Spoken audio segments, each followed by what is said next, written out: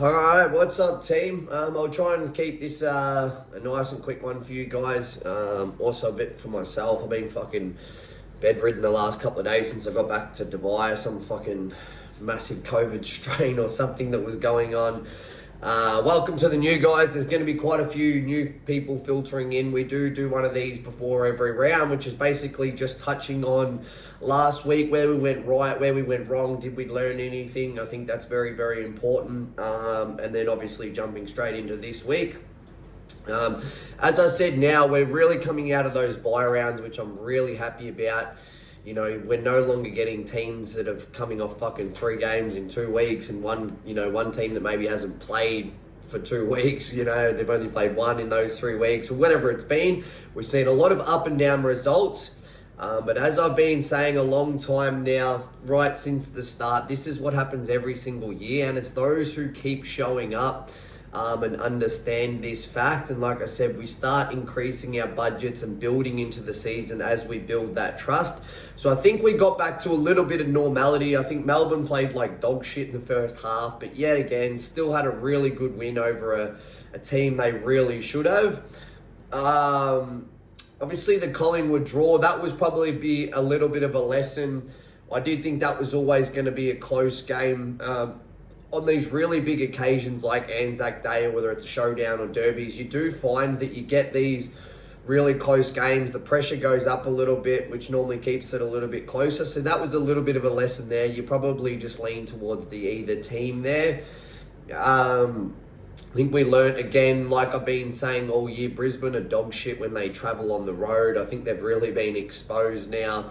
So there's probably no certainty to even beat Gold Coast this week at the Gabba. They've lost more games than they've won even at the Gabba this year. The Giants look very, very impressive, and yet they get Taylor, Cornelio and Toby Green back this week. Port Adelaide still not sold on. That was a very good game. They got the job done at home, which that was a bit of normality too. Hey, they struggled a little bit, but at the end of the day, Port got the job done at home. St Kilda were pretty impressive without King as well, which is a good lead into them playing North this week, who were dog shit. I think we were really onto something there in hindsight. The Adelaide North game, like I said, rather than focusing on too much the disposals, I think we absolutely nailed it there. I mean, I think we got unlucky with Tex. He spent a bit of time on the bench late. He gave a lot of balls off. He did have his 3 shots, missing 1. But in hindsight, like I even put on the group chat, you know, I said there's a good chance Adelaide will kick well over 100, like every team has on North. They should have a good spread of goal kickers. I threw up names like Keys and Rankin and Fogarty. In hindsight, you just take Tex for 2 and throw in a Keys and a Rankin, and that makes up that value rather than taking a guy for 3. So like I said, lesson learned there. So let's focus on something like that this week against St Kilda with a guy like if Max King comes back in, who should really tear North apart. But let's not get too focused on him when they've got guys like Caminiti, Membry, these guys. Just keep in mind, if St Kilda should kick over 100 points, do we really want to risk guys for disposals and stuff like this where it's been up and down? Let's maybe just say, hey, Saints should probably win this. They should kick over 100 points. There's a good chance, they're 3 deep sort of tall forwards kick a goal each. So let's really focus on that. That's been a big lesson we've learned on North. That's been very consistent all year. Geelong looks super, super impressive. Carlton quite good again as well. So I think we've seen now we can kind of trust both of those teams to put in solid performances each week without sort of blowing teams away. Carlton are always seem to be playing in these games that are decided by under sort of 4 goals. So that'll lead into what we're going to do this week. Fremantle looked pretty good again after an absolutely disastrous round. Did we learn much about the Bulldogs? Not really. Some weeks they're really good. Some weeks they're absolutely terrible. Would I be fully confident they beat Hawthorn this week? No, I probably wouldn't. Are they a lot better team than Hawthorn? Yes, they are. Does that really matter when it comes to the Bulldogs? No, as we know, they have so much talent on their list, but yet they choke all the fucking time and seem to let all their supporters down and consistently finish 9th or 10th. So we're starting to learn that it's just the same old Bulldogs of old. Yet again, like I said, Gold Coast look very, very good at home. West Coast pretty competitive. Obviously missed Barras like I spoke about before last week's game. Harley Reid coming out. Do I think they'll be pretty strong again this week going back to play in Perth? Yes, if they get some of those players back too. I think that could be a very competitive game against Essendon. Sydney was one that was a close watch. We've seen them be up and down, obviously dropping that game to Richmond. But I think we can sort of trust Sydney a little bit more now that if they can play their best or even at 90%, you can really start to back them in when it's against you.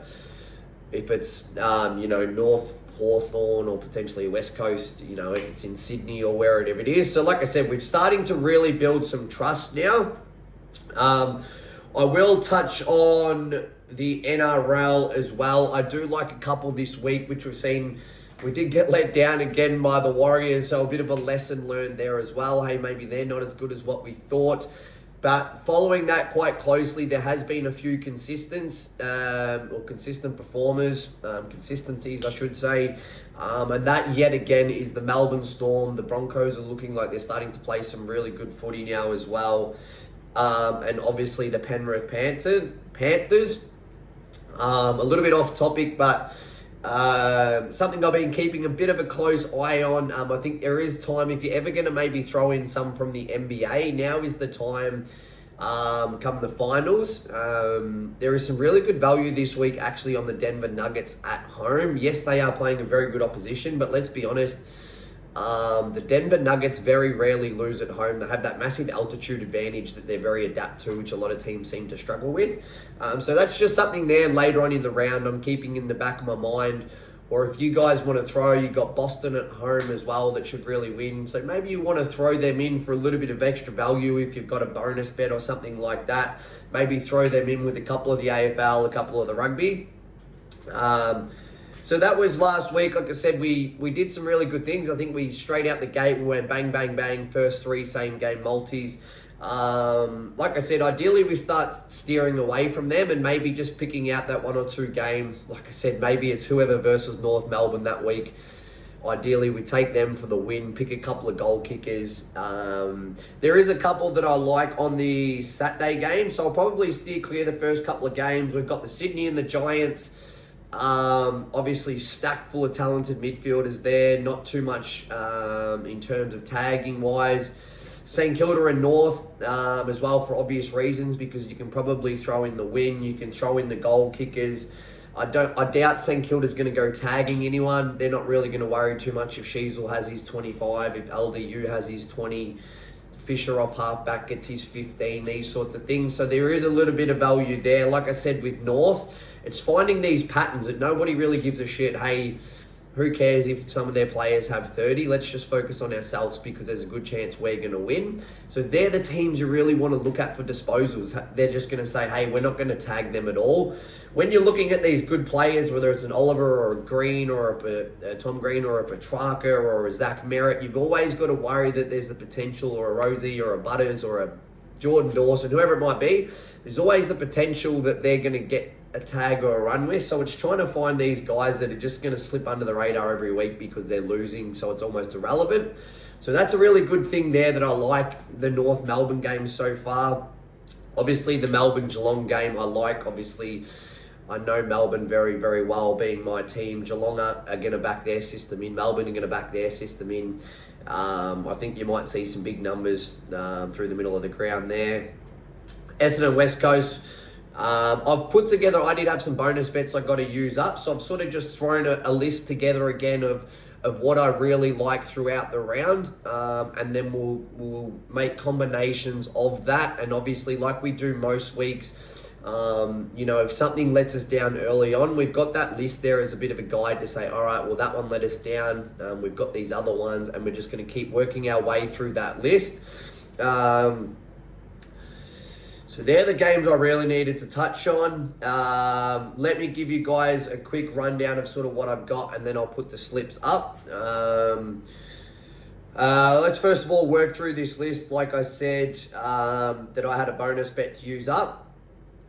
Now, I think this is a really, really good round. Like I say, sometimes you wait for these sort of rounds, whether there's a clear winner or just some really clear games result-wise. And as we've seen with the fixturing Sometimes it's been really up and down, but what it looks like to me this week is they've tried to put a lot of really good games on this week. So let me be a bit more specific.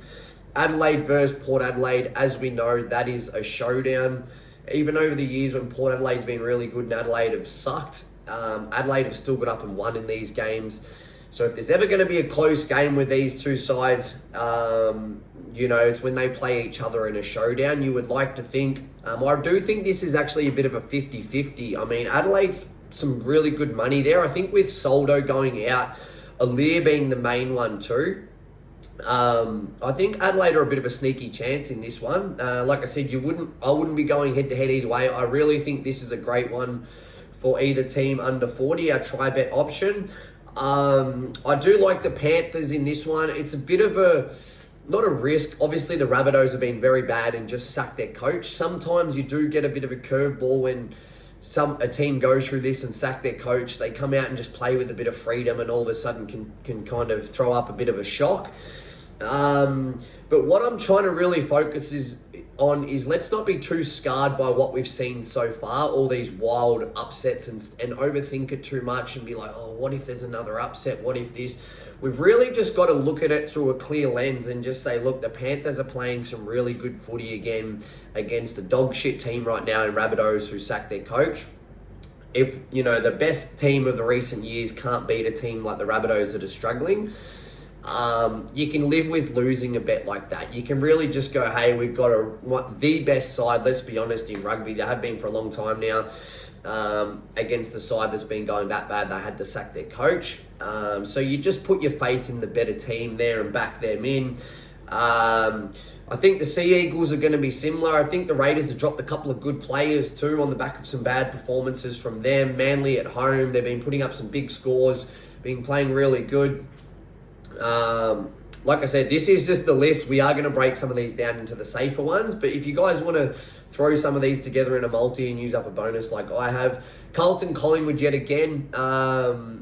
Like I said, both of these teams tend to play in a lot of games that are decided by under 4 goals, so I don't see that being too different. Having Tom Mitchell and Geordie both out for Collingwood is a bit of a worry.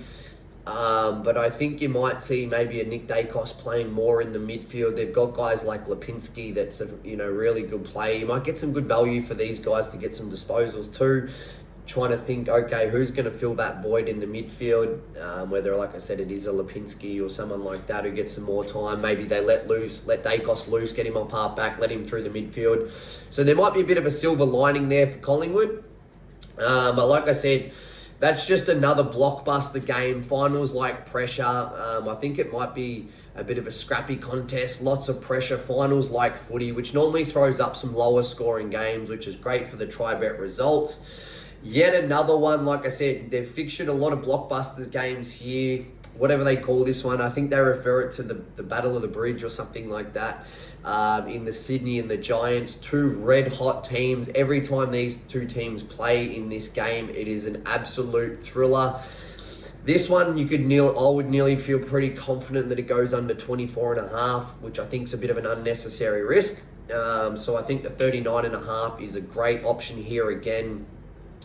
For obvious reasons, without overthinking it too much, North Melbourne is the worst side by a long way right now. St Kilda have been pretty good all year. If King comes back in, I'm not sure if he 100% is yet, but if he comes back in, St Kilda should really do the job on North. Just nice and simple head-to-head there again as well.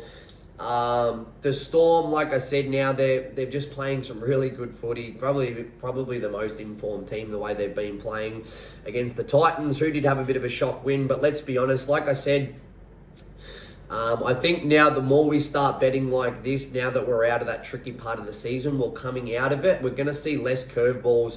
And we need to just start feeling more confident. Hey, when the Storm and the Panthers and these sort of teams get these favourable matchups, let's just take the really good teams to get the job done, because more often than not, we're going to start coming out in front. And I think the other one is the Melbourne-Geelong game. Two really good sides, two really good defensive sides. Melbourne have been very stingy. So you'd like to think this one's a finals-like game as well. Like I said, the a lot more intense sort of pressure, which makes it a little bit more scrappy, probably harder to score. Wouldn't surprise me if it's a bit of a low scoring game, which is great, if you can, like Melbourne and Geelong and these teams have been doing, if you can keep a side to like 70 points, if you need the margin just to stay under 40 points, essentially you just need one team to kick like at least, 35 points, and then you've got that result. So that's a really good way to think of that. It's like, well, Melbourne and Geelong have both been keeping teams to pretty low scores, which means they don't really have to score much themselves to keep it within that 40 bracket. And then, like I said, the ones that I really like would be the Crows, Port, Panthers, Carlton, Collingwood, Sydney Giants, and the St Kilda game, just because they're the first 1, 2, 3, 4, 5. We'll say the first 4 games. I do like the Melbourne Geelong one as well, but we don't need to throw in too many. Let's just focus on those first couple. And like I said, if we get let down by either the Panthers or the Crows games, well, then that's when we can look at throwing in the Melbourne Geelong game, or whether it's the Manly game or the Storm game, and we'll just slowly build on that. Whether we start again with our 30% or like 3 units on these first 4, and like I said, if we get let down, we can do another 2 units, another 2 units, or 3 units, whatever we work it out to be. But that's the approach I really want to take. I'm probably going to steer clear, like I said, of any same game multis right up until that St Kilda North game. But ideally, we don't have to do them. They've been great to get you out of a little bit of a trouble. If we miss the result, it can be a nice little way to put a backup plan in place. It's like, shit, there was a massive upset there, but we got some of those disposal winners. You guys can actually see it's a bit of a catch-22 for me, because I don't really like doing them. I don't think it's a great way to win sustainable money. But in saying that, I hit a really high percentage of them and win quite a lot of money off these disposal bases or goals. So it's a bit of a catch-22 for me. I know you guys love it, so I'm trying to find a balance of giving you guys some enjoyable stuff to watch the football on, but also trying to remind you guys why we're here, and that's to bet smart and safe and run it like a business, and let's win long-term sustainable money. That's our goal at the end of the day. So hopefully that paints a clear picture for all of the new guys as well. Please take the time to watch this. Scroll down the page a little bit too for our WhatsApp group. Jump straight in that group if you've got any questions. Everybody in there will be very helpful. Fire away. Ask everybody in there questions if you need to know anything. And like I said, let's hope this will be a great one to see if we start ticking off some of these results and it just starts looking a lot predictable. We're like, oh wow, we knew this would be a close game, boom, close game. We knew this would be close, bang, bang, bang.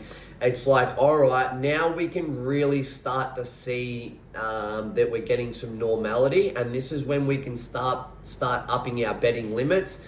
And then all of a sudden, this is when the thousands can start coming in really quickly, and then that sets up our whole season on the back of that. So that's going to be the plan this week, guys. I'll get those slips up straight away for you now, as I always do, detailed and split into percentages and or units. And like I said, I'll be ready to go at any time, but just so like we always do, I like the idea that you guys have that list, that guide to go off, just in case you don't see it or whatever. It's like, if the first game lets us down, the Adelaide Port game, say, blows out, or the Panthers have a massive shock upset, we've already got another backup plan in place. We keep rolling on. We've got a really clear blueprint for the whole week. And that's really important. So like I said, you guys don't have to essentially even see it. You should already know what the plan is for the whole week just by watching this video. So thanks again, guys, and let's hope for a really successful week this week.